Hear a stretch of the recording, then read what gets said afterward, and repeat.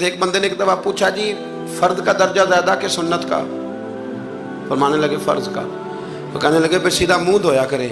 آپ وضو میں پہلے ہاتھ دھوتے ہیں، پھر کلی کرتے ہیں، پھر ناک میں پانی ڈالتے ہیں، تو منہ فرض تو منہ دھونا ہے پہلے، ہاتھ دھونا بھی وضو میں سنت ہے، ناک میں پانی ڈالنا بھی سنت ہے، کلی کرنا بھی۔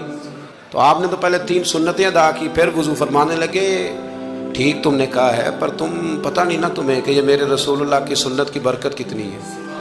شریعت حکم دیتی ہے کہ پانی معتدل ہونا چاہیے وضو کرنے کے لیے، نہ زیادہ ٹھنڈا ہو نہ زیادہ گرم ہو۔ زیادہ گرم ہو تو منہ جل جاتا ہے۔ اور شریعت حکم دیتی ہے کہ پانی بد ذائقہ نہیں ہونا چاہیے، اور حکم دیتی ہے کہ بدبو والا نہیں ہونا چاہیے۔ فرمایا اس لیے ہمارے نبی نے پہلے ہمیں 3 سنتیں دیں کہ ٹوٹی کے نیچے نا ہاتھ کر کے دیکھ لو پانی زیادہ گرم تو نہیں، اور کہیں منہ نہ جلا لینا۔